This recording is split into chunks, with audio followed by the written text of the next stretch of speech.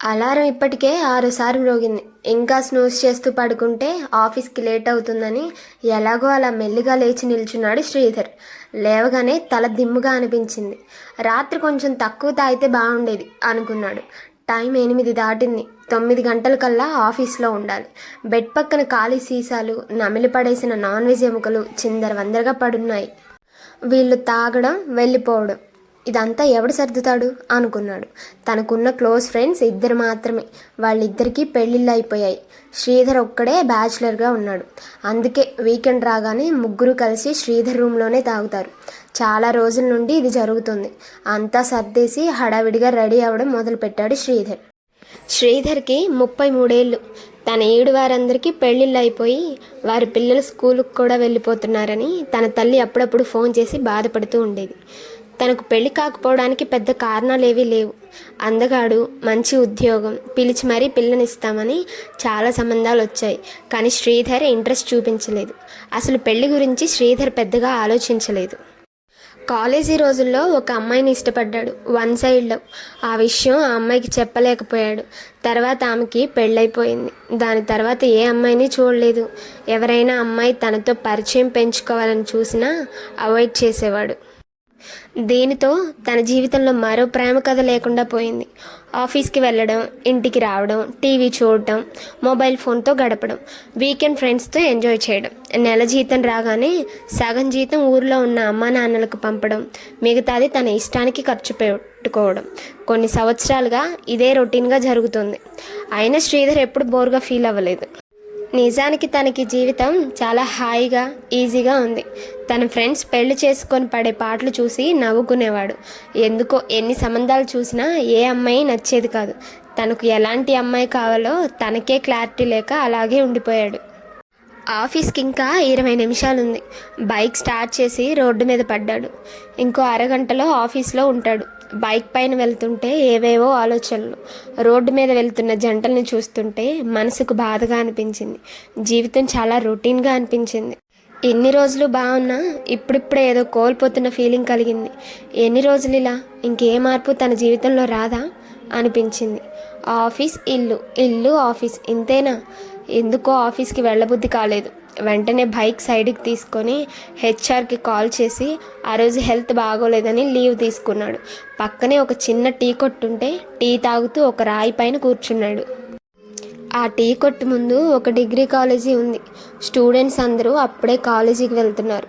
సరదాగా జోకులు వేసుకుంటూ ఎంజాయ్ చేస్తున్న వాళ్ళని చూస్తుంటే జీవితంలో ఏదో కోల్పోయినట్టు అనిపించింది. తన క్లాస్ టాపర్ కావడానికి ఎప్పుడు పుస్తకాలతో ఎలా కుస్తీ పట్టేవాడో గుర్తొచ్చింది. ఎప్పుడు పుస్తకాలే లోకం కావడంతో ఎవరితోనూ ఎక్కువ మాట్లాడేవాడు కాదు. క్లాస్ ఫస్ట్ రావడమే తన చిన్నప్పటి నుండి తన ధ్యేయం.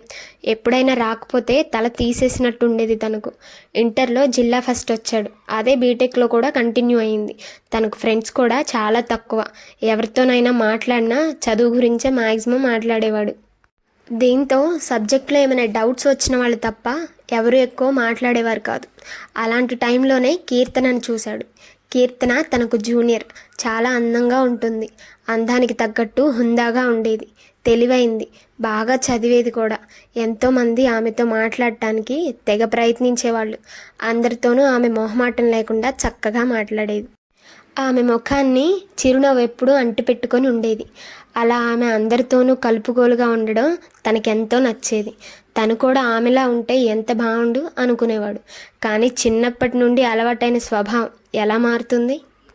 బహుశా అదే ఆమెతో ప్రేమలో పడేటట్టు చేసిందేమో. ఆమె చనువును చూసి చాలామంది ప్రపోజ్ చేశారు. సున్నితంగా అందరినీ తిరస్కరించింది. చాలామందికి ఆమె ఒక డ్రీమ్ గర్ల్. శ్రీధర్ కూడా ఆమెతో ఒకసారి మాట్లాడితే చాలు అనుకునేవాడు. చిన్నప్పటి నుండి ఇంట్రోవర్ట్గా పెరగడంతో ఎవరితోనైనా కొత్తగా పరిచయం పెంచుకోవాలంటే తన వల్ల అయ్యేది కాదు. ఇంకో విషయం ఏంటంటే ఆ అమ్మాయి వాళ్ళ ఇల్లు శ్రీధర్ ఇంటి దగ్గరే. అయినా కూడా కనీసం పేరు కూడా పరిచయం చేసుకోలేకపోయాడు. దూరం నుండి చూసి సంతోషపడడం తప్ప. తన చదువు, తన పుస్తకాలు, అదే లోకం. ప్రొఫెసర్ల చేత మాత్రం చాలా మంచివాడు అనిపించుకున్నాడు. తన క్లాస్మేట్స్ కొంతమంది ప్రేమలో మునిగి తేలుతుంటే తను కూడా ప్రేమ పొందగలిగితే ఎంత బాగుండు అనుకునేవాడు తప్ప కనీసం తన ప్రేమ గురించి ఆమెతో చెప్పాలనే విషయం గ్రహించలేకపోయాడు. చెప్తే రిజెక్ట్ చేస్తుందేమో అన్న భయం. ఇలాగే 3 సంవత్సరాలు గడిచిపోయాయి. క్యాంపస్ ప్లేస్మెంట్లో అందరికంటే ముందు తనకే జాబ్ వచ్చింది. అప్పుడు చెప్పాలనుకున్నాడు తన ప్రేమ గురించి. అప్పుడైతే ఒప్పుకునేందుకు ఛాన్సెస్ ఎక్కువ ఉంటాయి అనుకున్నాడు. కానీ తన దురదృష్టమేమో కానీ అదే టైంలో ఆ అమ్మాయికి పెళ్ళైపోయింది. కొన్ని రోజులు ఆ బాధలోనే ఉండిపోయాడు. ఇంకా ఆ ఏరియాలో ఉండలేక వేరే చోటకి వెళ్ళిపోయాడు. ఆ కాలేజ్ స్టూడెంట్స్ని చూస్తుంటే ఆ రోజుల్లో తను ఏం కోల్పోయాడో అర్థమైంది. ఇప్పుడు చూడు నా పరిస్థితి, బావిలో కప్పలా తయారైంది అని బాధపడ్డాడు. కనీసం అందరిలా పెళ్లి చేసుకోవాలన్నా భయపడే పరిస్థితి వచ్చింది. వచ్చే అమ్మాయి ఎలాంటిది వస్తుందో అని. ఏదైనా ఫంక్షన్కి పెళ్ళెప్పుడు అనే మాటలు వినలేక చుట్టాలను కలవడమే మానేశాడు. ఊరికి వెళ్ళాలంటేనే భయమేసేది. లైఫ్ అంతా ప్రశాంతంగానే ఉన్నా జీవితంలో ఏదో శూన్యం ఆవరించినట్టు అనిపించింది. ఇంకా ఎన్ని రోజులు ఇలా? ఇప్పుడైనా తన జీవితంలో మార్పు రావాలి, అనవసరమైన భయాలన్నీ వదిలేయాలి అని నిర్ణయించుకున్నాడు. వెంటనే ఇంటికి ఫోన్ చేసి పిల్లని చూడమని చెప్పాడు. వారం రోజుల్లోనే మంచి సంబంధం వచ్చింది. అమ్మాయి బాగా చదువుకుంది, అందంగానే ఉంది, మంచి ఉద్యోగం కూడా చేస్తుంది. పైగా ఆమె తండ్రి చిన్నపాటి రాజకీయ నాయకుడు. ఆమెతో పెళ్లి చూపుల రోజు కొంచెం ధైర్యం తెచ్చుకొని ఒక అరగంటకు పైగానే మాట్లాడాడు. ఒక అమ్మాయితో అంతసేపు మాట్లాడటం అదే ఫస్ట్ టైం. దీప్తికి నో చెప్పడానికి రీజన్ దొరకలేదు. అంత మంచి సంబంధం ఇంకా దొరకదని చాలామంది చెప్పారు. ఒక నెలలో పెళ్లి ముహూర్తం వచ్చింది. నంబర్లు ఎక్స్చేంజ్ చేసుకొని చాట్ చేయడం, అప్పుడప్పుడు కలుసుకొని మాట్లాడడం అన్నీ జరిగిపోతున్నాయి. అలాంటి సమయంలోనే ఒక అమ్మాయి తన ఆఫీస్లో జాయిన్ అయింది. ఆమెను చూడగానే శ్రీధర్ షాక్ అయ్యాడు. తనెవరో కాదు, బీటెక్లో తను లవ్ చేసిన అమ్మాయి కీర్తన. అప్పుడు ఎలా ఉందో ఇప్పుడు అలాగే ఉంది. ఆమెను దూరం నుండి చూస్తున్నాడు కానీ దగ్గరికి వెళ్ళి పలకరించాలంటే ఏదో మొహమాటంగా ఉంది తనకు. ఎందుకో ఆ రోజు తనకు పని చేయాలనిపించలేదు. క్యాఫ్టేరియాలో కూర్చొని కాఫీ తాగుతూ ఏదో ఆలోచిస్తూ కూర్చున్నాడు. ఇంతలో కీర్తన వచ్చి తన ముందు కూర్చుంది. శ్రీధర్ అవాక్కైపోయి అలాగే చూస్తూ ఉండిపోయాడు. హాయ్, మీరు నన్ను గుర్తుపట్టారా అంది నవ్వుతూ. "ఆ" అన్నాడు అయోమయంగా. "I think you don't recognise me. యాక్చువల్గా నేను మీ బీటెక్లో మీ జూనియర్ని. ఇంకో విషయం ఏంటంటే నేను మీ పక్క వీధిలోనే ఉండేదాన్ని. చాలాసార్లు మిమ్మల్ని పలకరించాలని చూసినా మీరు నన్ను పట్టించుకోలేదు. చదువులో మీరు టాపర్ కదా, ఏమైనా డౌట్స్ వస్తే అడుగుదామని ట్రై చేశాను. కానీ మీరెప్పుడూ బిజీగా కనిపించేవారు, అందుకే మిమ్మల్ని డిస్టర్బ్ చేయలేదు" చెప్పుకుంటూ పోతుంది కీర్తన. శ్రీధర్కి అది కలో నిజమో అర్థం కావట్లేదు. అప్పుడే ఆమెతో పరిచయం అయ్యుంటే తన లైఫ్ వేరేలా ఉండేదేమో. అయినా అమ్మాయి పలకరించినా పట్టించుకోనంత ఏం వెలగబెట్టాను ఆ టైంలో అని తనను తానే తిట్టుకున్నాడు. ఇంతకీ మీరు నన్ను గుర్తుపట్టారా లేదా? నాకు మాత్రం మిమ్మల్ని ఇక్కడ చూడగానే సర్ప్రైజింగ్గా అనిపించింది. అందులోనూ మన టీంకి లీడ్ మీరే అంటగా, అందుకే కొంచెం పరిచయం చేసుకుందామని ఇలా. కీర్తన కొంచెం ఎగ్జైటింగ్గా అంది. గుర్తుపట్టాను. నా టీం అని తెలిసి నేనే మిమ్మల్ని పలకరిద్దాం అనుకున్నాను అన్నాడు శ్రీధర్ చిన్నగా. అమ్మయ్య, ఇంక నాకు ఏ డోకా ఉండదు. అసలే కొత్త కదా, ఈ ఎన్విరాన్మెంట్కి ఎలా అడ్జస్ట్ అవుతానో అనుకున్నా. పైగా మీరే టీం లీడ్ కాబట్టి వర్క్ ప్రెజర్ కూడా ఉంటుందనుకోను. Of course I'm a hard worker. మిమ్మల్ని ఏం ఇబ్బంది పెట్టనులేండి. ఇంకా ఎలా ఉన్నారు? కీర్తన అలా నవ్వుతూ మాట్లాడుతుంటే అలాగే చూస్తుండిపోయాడు శ్రీధర్. అప్పటికి ఇప్పటికీ ఆమె ముఖంలో చిన్న మార్పు కూడా లేదు. అదే ఎనర్జీ, అదే ఉత్సాహం, అదే చిరునవ్వు. ఏంటో ఆలోచిస్తున్నట్టున్నారు. మిమ్మల్ని ఏమైనా డిస్టర్బ్ చేశానా అంది కీర్తన. అదేం లేదు, చాలా రోజుల తర్వాత మిమ్మల్ని చూసి. కాఫీ నసిగాడు శ్రీధర్. Cold coffee. శ్రీధర్ వెళ్ళి కాఫీ తీసుకొచ్చి ఆమె ముందు పెట్టాడు. తను కాఫీ సిప్ చేస్తూ ఉంది. How is your family, I mean your husband, children? Sridhar మెల్లిగా అడిగాడు. ఆ ప్రశ్న అడగగానే కీర్తన ముఖం డల్గా అయిపోయింది. కొంచెం సేపు మౌనం తర్వాత అంది, ఐఎమ్ డివోర్స్, పిల్లలు లేరు. అంతసేపు గోదావరిలా ఉరుకలేస్తున్న ఆమె ఒక్కసారిగా గంభీరంగా ఉన్న సముద్రంలా మారిపోవడం చూసి శ్రీధర్కి ఏమనాలో అర్థం కాలేదు. ఇంతలో దీప్తి నుండి కాల్ వచ్చింది. ఎందుకో ఫోన్ లిఫ్ట్ చేయాలనిపించలేదు. కానీ పొద్దున్న చాట్ చేస్తూ లంచ్ టైంకి కాల్ చేస్తా అన్నాడు. లిఫ్ట్ చేయకపోతే బాగోదని లిఫ్ట్ చేసి కీర్తన్ని ఎక్స్క్యూజ్ అడిగి కొంచెం పక్కకు వెళ్ళి దీప్తితో ఏదో హడావిడిగా 4 మాటలు మాట్లాడి తిరిగి వచ్చి చూశాడు. కీర్తన అప్పటికే అక్కడ నుండి వెళ్ళిపోయింది. శ్రీధర్ మూడ్ మొత్తం పాడైపోయింది. ఆ రోజు ఆఫీస్లో మొత్తం కీర్తన గురించి తన ఆలోచనలు సాగాయి. మరుసటి రోజు మీటింగ్ ఉండడం, ఆఫీస్లో పని ఎక్కువగా ఉండడం వల్ల కీర్తన కనిపించినా పెద్దగా మాట్లాడలేకపోయాడు. ఆ రోజు సాయంత్రం లేట్ అయింది. పార్కింగ్ లాట్కి వెళ్ళి బైక్ స్టార్ట్ చేయడానికి ప్రయత్నించాడు. ఎంతకీ స్టార్ట్ కాలేదు. అలాగే దానితో తంటాలు పడుతూ కొద్దిసేపు ఉన్నాడు. ఇంకా లాభం లేదనుకొని క్యాబ్ బుక్ చేద్దామనుకొని మొబైల్ బయటికి తీశాడు. ఇంతలో వెనక నుండి కీర్తన వచ్చి, ఎనీ ప్రాబ్లం అంది. అవునండి, బైక్ స్టార్ట్ కావడం లేదు, ఈ మధ్య ట్రబుల్ ఇస్తుంది, మెకానిక్కి చూపిద్దామనుకుంటే టైం దొరకట్లేదు అన్నాడు శ్రీధర్. పోనీ నా స్కూటీ మీద వస్తారా? మీ ఇల్లు నేను వెళ్ళే దారిలోనే కదా. అంటే నిన్ను చూశాను. అంటే క్యాబ్ బుక్ చేద్దాం అనుకుంటున్నాను, మీకెందుకు అనవసరంగా శ్రమ అన్నాడు శ్రీధర్. నాకేం శ్రమ లేదు, దారిలోనే కదా, మీకు ఇబ్బంది లేకపోతేనే. నాకేం ఇబ్బంది లేదు, మీకే ఇబ్బంది ఏమో అని. నాకు అలాంటి అనవసర ఇబ్బందులేం లేవులేండి. అయితే పదండి అప్రయత్నంగా అన్నాడు శ్రీధర్. చల్లని గాలిలో ఒక అమ్మాయి బైక్ పైన అలా వెళ్తుంటే శ్రీధర్ మనసు గాలిలో తేలినట్టు అనిపించింది. కీర్తన పర్ఫ్యూమ్ వాసన ఆ ఫీలింగ్ని ఇంకా ఎక్కువ చేస్తుంది. కానీ నీకు పెళ్ళి ఫిక్స్ అయింది, ఇలాంటివి కుదరవు అన్న వార్నింగ్ ఇచ్చినట్టు దీప్తి నుండి వాట్సాప్ మెసేజ్ వచ్చింది. Where are you? On the way to home reply ఇచ్చాడు. Why late? Heavy office work. Are you not driving? Yeah, my bike got trouble. Oh, in క్యాబా? శ్రీధర్కి ఇంకా చాట్ చేయాలనిపించలేదు. Yeah, my mobile battery is very low, call you after reaching home అని chatting అక్కడితో ఆపేశాడు. కీర్తనతో ఏదైనా మాట్లాడాలి అనిపించింది, కానీ ఎలా మొదలు పెట్టాలో అర్థం కాలేదు. ఎవరితోనో చాటింగ్ చేస్తున్నట్టున్నారు అంది కీర్తన. ఫ్రెండ్తో. ఓహ్ అవునా, మీ ఆవిడని నాకు ఎప్పుడు పరిచయం చేస్తారు? ఈ ఏరియాకి కొత్త కదా, మీ ఆవిడని పరిచయం చేస్తే మేమిద్దరం ఫ్రెండ్స్ అవుతాం. ఎవరు పరిచయం లేక ఒకటే బోర్ కొడుతుంది అంది కీర్తన. అంటే నాకు ఇంకా పెళ్లి కాలేదు నసిగాడు శ్రీధర్. వాట్, ఇంకా పెళ్లి కాలేదా? అదేంటండి, ఏదో తప్పు చేశాను అన్నట్లు అలా అన్నారు. ఓ సారీ, జనరల్గా ఈ ఏజ్ వరకు అందరికీ పెళ్ళై పిల్లలు కూడా ఉంటారు కదా, అందుకే అలా అన్నా. అంటే చేసుకోవాలనిపించలేదు అందుకే అన్నాడు శ్రీధర్. మరెప్పుడు చేసుకుంటారు అంది కీర్తన. ఆల్రెడీ పెళ్లి సంబంధం కుదిరింది, నెక్స్ట్ మంత్ నా పెళ్ళి. Hey congrats. అయితే మీ భార్యని నీ పెళ్ళికి ముందే పరిచయం చేయాలి. అలాగే. నాకు ఎవరితోనూ మాట్లాడకుండా గమ్మున ఉండడం అంటే అస్సలు ఇష్టం ఉండదు. ఏదో ఒకటి వాగుతూనే ఉంటాను. చిన్నప్పటి నుండి ఇలా అలవాటైపోయిందిలేండి. మీకు కాబోయే ఆవిడని పరిచయం చేస్తే కొంచెం రిలీఫ్ అవ్వచ్చు. శ్రీధర్ స్కూటీ మిర్రర్లో కీర్తన మొహం చూస్తూ ఆమె చెప్పేది వింటున్నాడు. ఇంత మంచి అమ్మాయికి విడాకులు ఎందుకు తీసుకోవాల్సి వచ్చిందో అనుకున్నాడు. అడగాల వద్దా అని కొంచెం సంశయించి, నువ్వేం అనుకోనంటే నేను ఒక విషయం అడగొచ్చా అన్నాడు. మీరు విడాకులు ఎందుకు తీసుకోవాల్సి వచ్చిందో తెలుసుకోవచ్చా? మీకు ఇబ్బంది లేకపోతేనే చెప్పండి మొహాట పడుతూ అన్నాడు శ్రీధర్. ఇబ్బంది ఏం లేదులే, ఈ పాటికి చాలామందికే చెప్పానులే, అలవాటైపోయింది. రేపైనా మీకు చెప్పాల్సిందే కదా.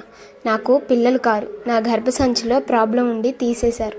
అందుకే నన్ను విడిచిపెట్టి వేరే అమ్మాయిని పెళ్లి చేసుకున్నాడు. మా అత్తమామలు కూడా ఆయనకే సపోర్ట్ చేశారు. ఇంకేం చేస్తాం? అదే నాకు పెద్ద ప్రాబ్లంగా అనిపించట్లేదే. పిల్లల కోసం చాలా సైంటిఫిక్ మెథడ్స్ ఉన్నాయి కదా. పెద్ద ప్రాబ్లం కాదా? ఇవాళ రేపు ఎంత సిల్లీ రీజన్స్కి విడాకులు తీసుకుంటున్నారో తెలుసా? వాటితో పోలిస్తే నాది పెద్ద ప్రాబ్లమే. అయినా మీ హస్బెండ్కి మీ మీద లవ్ ఉంటే ఇది పెద్ద ప్రాబ్లం కాకపోయి ఉండేది. లవ్వా? నవ్వింది. ఏమైంది? లవ్ అంటే నవ్వొచ్చింది. నాకు చాలామంది లవ్ ప్రపోజ్ చేశారు, నేను ఎవరిని యాక్సెప్ట్ చేయలేదు. కాలేజీలో ఉండగానే మంచి సంబంధం అని నాకు పెళ్లి చేసేశారు. ఆయనకి బిజినెస్, ఫ్రెండ్స్ తప్ప ఏమీ పట్టేది కాదు. ఇంట్లో ఫ్రిడ్జ్, టీవీ, ఏసీ ఎలాగో నేను కూడా ఒక వస్తువునే తనకి అని చెప్తూ బైక్ వేగం పెంచింది కీర్తన. ఒక అపురూపమైన అందమైన అమ్మాయిని ఇంట్లో పెట్టుకొని ఆమె విలువ తెలుసుకోలేకపోయాడు వెధవ అనుకున్నాడు మనసులో. ఎంతోమంది కలల రాణిని ఇంట్లో పెట్టుకొని ఒక వస్తువుగా చూస్తాడా? ప్రేమించే హృదయం అందరికీ ఉండదు కదా. దేవుడికి ఎవరికి ఏమి ఇవ్వాలో తెలియదు. ఇలా ఏదో ఆలోచిస్తూ ఉన్నాడు. ఇంతలోనే శ్రీధర్ ఇల్లు వచ్చేసింది. శ్రీధర్ ఈ లోకంలోకి వచ్చి, ఇక్కడ సైడ్ కాపండి అన్నాడు. బైక్ దిగి థ్యాంక్స్ చెప్పాడు. సారీ, నా పర్సనల్ విషయాలు చెప్పి బోర్ కొట్టించాను అనుకుంటా నవ్వుతూ అంది కీర్తన. అదేం లేదు అన్నాడు ఆమె నుదురు మీద చిరు చెమట చూస్తూ. స్ట్రీట్ లైట్ వెలుతురులో మెరుస్తున్న ఆ చెమట బిందువులు ముత్యాల్లా అనిపించాయి శ్రీధర్కు. Okay okay bye, good night. Bike reverse చేస్తూ అంది తను. Good night. కీర్తన వెళ్ళిపోతుంటే అలాగే చూస్తూ నిల్చున్నాడు. రాత్రంతా శ్రీధర్కి నిద్ర పట్టలేదు. దీప్తి ఫోన్ చేసినా లిఫ్ట్ చేయలేదు. ఇదేంటి, తన కీర్తనతో మళ్ళీ ప్రేమలో పడిపోతున్నాడా? ఈ టైంలో ఇది కరెక్టేనా? అందరూ ఏమనుకుంటారు? అందరి గురించి వదిలేసినా దీప్తికి తెలిస్తే తన గురించి ఏమనుకుంటుంది? ఇలా రకరకాలుగా ఆలోచిస్తూ ఉండిపోయాడు శ్రీధర్. రోజులు గడుస్తున్న కొద్దీ శ్రీధర్కి భయం పెరగడం మొదలైంది. కీర్తన తన జీవితంలోకి రాకపోతే దీప్తినే పెళ్లి చేసుకునేవాడిని కదా అని సర్ది చెప్పుకుందాం అనుకున్నా దేవుడే తన కోసం కీర్తనని తన ఆఫీస్కి పంపాడని మనసు మళ్ళీ మళ్ళీ చెప్తుంది. ఇంకా ఏదో ఒకటి తేల్చుకోకపోతే జీవితాంతం బాధపడాల్సి వస్తుందని నిర్ణయించుకున్నాడు. ఆ రోజు ఆదివారం కావడంతో తీరిగ్గా వరండాలో కూర్చొని పేపర్ చదువుతున్నాడు శ్రీధర్. అప్పుడప్పుడు పిచ్చుకలు శబ్దం చేస్తుండడంతో అటువైపు చూస్తున్నాడు. 2 పిచ్చుకలు గోడ మీద కూర్చొని సరదాగా సరసాలాడుకుంటున్నాయి. వాటినే కొద్దిసేపు చూసి పేపర్ పక్కన పడేసి ఇంట్లోకి వెళ్ళాడు. ఆమె వంటగదిలో కూరగాయలు తరుగుతూ ఉంది. నుదిటిపై చెమట వస్తుంటే ముంగుర్లను వెనక్కి సరిచేసుకుంటూ ఉంది. ఆ టైంలో ఒక చేయి తిరిగిన చిత్రకారుడు ఎంతో శ్రద్ధతో వేసిన పెయింటింగ్లా కనిపించింది. ఆ దృశ్యం అదృశ్యం కావద్దు అనుకొని వెంటనే మొబైల్ ఫోన్ తీసుకొని ఆమెను దూరం నుండే ఫోటో తీశాడు. కీర్తన అతని వైపు చూసి, ఏం చేస్తున్నావు అంది. ఏం లేదు, నా ఏంజిల్ని ఫోటో తీస్తున్నా అన్నాడు శ్రీధర్. అబ్బో అంది తను టమాటాలు తరుగుతూ. వెంటనే వెళ్ళి ఆమెను వెనుక నుండి కౌగిలించుకున్నాడు. ఏంటండి ఇది అంది ఆమె ఇబ్బంది పడుతూ. ఏం, నా భార్యను నేను కౌగిలించుకుంటే తప్ప అన్నాడు. ఇంతలో కాలింగ్ బెల్ మోగింది. ముందు ఎవరొచ్చారో చూసిరండి అని కీర్తన అనడంతో వెళ్ళి డోర్ ఓపెన్ చేశాడు. ఎదురుగా దీప్తి నిల్చొని ఉంది. లోపలికి రావచ్చా అంది దీప్తి. ఆమె వెనకాలే ఇంకో అబ్బాయి ఉన్నాడు. ప్లీజ్ కమిన్ అంటూ లోపలికి ఆహ్వానించాడు శ్రీధర్. కీర్తన కూడా వారిని చూసి హాల్లోకి వచ్చి దీప్తిని విష్ చేసి కూర్చోబెట్టింది. తినో సురేష్, నెక్స్ట్ వీక్ మా మ్యారేజ్ ఉంది, మీరిద్దరూ తప్పకుండా రావాలి అంటూ పెళ్లి పత్రిక తీసి వారి చేతిలో పెట్టింది దీప్తి. ఓ కంగ్రాట్స్, తప్పకుండా వస్తాం అంది కీర్తన. కొద్దిసేపు మాట్లాడాక వాళ్ళిద్దరూ వెళ్ళిపోయారు. దీప్తి చాలా మంచి అమ్మాయి కదండి. నా వల్ల తన పెళ్ళి ఆగిపోయినా అవేమీ మనసులో పెట్టుకోకుండా తన పెళ్ళికి ఇన్విటేషన్ తెచ్చి ఇచ్చింది అంది కీర్తన. అవును అన్నాడు శ్రీధర్ ఆ రోజు కాఫీ షాప్లో జరిగింది గుర్తు తెచ్చుకుంటూ. పెళ్ళి 10 రోజులుందనగా దీప్తిని ఒక కాఫీ షాప్లో కలిసి కీర్తన గురించి చెప్పాడు. శ్రీధర్ తన కాలేజీ రోజుల్లో ఎంతగా ఆమెను ఆరాధించాడో, ఆమె జ్ఞాపకాల్లో వేరే అమ్మాయిని ఎందుకు తన జీవితంలోకి ఆహ్వానించలేకపోయాడో, ఇప్పుడేం జరుగుతుందో అంతా పూసగుచ్చినట్లు చెప్పాడు. వేరే అమ్మాయి అయితే ఎంత రచ్చ చేసేదో తెలియదు, కానీ దీప్తి మాత్రం శ్రీధర్లో ఉన్న నిజాయితీని చూసి అతన్ని అర్థం చేసుకుంది. నెలకు అమ్మాయిని ప్రేమించే ఈ రోజుల్లో అన్ని సంవత్సరాలు ఒకే అమ్మాయిని తలుచుకొని ఉండడం ఆశ్చర్యంగా అనిపించింది తనకు. ఆ టైంలో తనకు గుర్తొచ్చిన ఒకే ఒక్క వ్యక్తి సురేష్ గుర్తుకు రాకపోయింటే బస్ట్ అయిపోయి వేరేలా ప్రవర్తించేదేమో. సురేష్ కూడా 6 సంవత్సరాల నుండి తనకి ప్రపోజ్ చేస్తూనే ఉన్నాడు, కానీ ఎప్పుడూ ఇబ్బంది పెట్టేలా ప్రవర్తించలేదు. సురేష్ ఇల్లు వాళ్ళ వీధి చివరిలో ఉండేది. మొదట్లో ఆటో నడుపుకునేవాడు. అక్కడే తనతో పరిచయం అయ్యింది. తర్వాత కారు కొనుక్కొని క్యాబ్ నడిపాడు. ఇప్పుడు సొంతంగా 4-5 కార్ల వరకు కొని క్యాబ్లకు రెంట్ ఇస్తున్నాడు. కష్టపడే తత్వం కలవాడు. పైగా ఏ చెడు అలవాట్లు లేవు. నీ ఇన్స్పిరేషన్తోనే జీవితంలో పైకి రావాలని నిర్ణయించుకున్నానని ఎప్పుడూ చెబుతుండేవాడు. దీప్తి ఐఐఎంలో MBA చేసింది. పెద్ద కంపెనీలో మంచి పొజిషన్లో ఉంది. దాంతో సురేష్ ఎప్పుడు తన స్టేటస్కి సరిపోడేమో అని దూరం పెట్టేది. అయినా ఈ ప్రేమలు దోమలు వేరే బెటర్ చాయిస్ దొరికే వరకే అన్న అపోహలో ఉండేది తను. ఇప్పుడు అతని ప్రేమలో నిజాయితీ తెలుస్తుంది ఆమెకి. సిన్సియర్గా ప్రేమించే వాళ్ళు ఈ జనరేషన్లో కూడా ఉంటారని అర్థమైంది తనకు. ఆమె మనసు కొంచెం తేలికైనట్టు అనిపించింది. ఇంతకీ ఆమెకు ఈ విషయం చెప్పావా లేదా అంది శ్రీధర్ వైపు చూస్తూ దీప్తి. లేదు అన్నాడు శ్రీధర్. ఆమెకు చెప్పకుండానే నాతో పెళ్ళిని క్యాన్సిల్ చేయాలనుకుంటున్నారా? ఆమెను మనసులో పెట్టుకొని మిమ్మల్ని పెళ్లి చేసుకోవడం కరెక్ట్ కాదనిపించింది. ఆమె ఒప్పుకోకపోతే? అదంతా నేను ఆలోచించలేదు, ఏటో చూస్తూ అన్నాడు శ్రీధర్. అయితే ఫోన్ చేసి వెంటనే ఆమెను ఇక్కడికి రమ్మను అంది దీప్తి కొంచెం గట్టిగా. శ్రీధర్ భయంతో ఎందుకు అన్నాడు. ఎందుకో తర్వాత చెప్తా, ఏం భయపడకండి, ముందు ఫోన్ చేయండి. అట్లీస్ట్ ఆమెను నాకు పరిచయం చేయరా అనడంతో తప్పక కీర్తనకి ఫోన్ చేసి ఆ కాఫీ షాప్కి రమ్మన్నాడు. అరగంట తర్వాత వచ్చింది కీర్తన. దీప్తి తనను తాను పరిచయం చేసుకొని ఈ విషయం మాట్లాడుతూ శ్రీధర్ కీర్తనని ప్రేమిస్తున్న విషయం మెల్లిగా చెప్పింది. కీర్తన ఒక్కసారిగా ఆశ్చర్యపోయింది. తర్వాత దీప్తినే కాలేజీ రోజుల నుంచి జరిగిందంతా కీర్తనకి అర్థమయ్యేలా చెప్పింది. శ్రీధర్ టెన్షన్ పడుతూ కూర్చున్నాడు. ఒక అమ్మాయికి అంతగా ప్రేమించే మగాడు దొరకడం కన్నా ఇంకా ఏం అదృష్టం ఉంటుంది అంది దీప్తి. కానీ నాకు పిల్లలు కారు, ఆ విషయం తెలుసుగా అంది కీర్తన బాధపడుతూ. పిల్లలు కాకపోతే నిన్నే చిన్నపిల్లలా చూసుకుంటాడు. అంతగా కావాలంటే దత్తత తీసుకోండి, లేదా వేరే విధంగా ట్రై చేయండి, తప్పేం లేదు అంది దీప్తి కీర్తన చేయి పట్టుకొని. కీర్తన కళ్ళలో నీళ్లు నిండిపోయాయి. తన మనసులోని మాటను దీప్తి చెప్తుంటే ఆశ్చర్యపోయాడు శ్రీధర్. నువ్వేమైనా చెప్పాలనుకుంటున్నావా అంటూ శ్రీధర్ వైపు తిరిగింది దీప్తి. కొంచెం సేపు మౌనం తర్వాత శ్రీధర్ ధైర్యం తెచ్చుకొని, కీర్తన, నిన్ను నా ఇంట్లో వస్తువులా కాదు, నా జీవితంలో వెలుగులా చూసుకుంటా, నిన్ను బాగా చూసుకుంటానన్న నమ్మకం నాకుంది.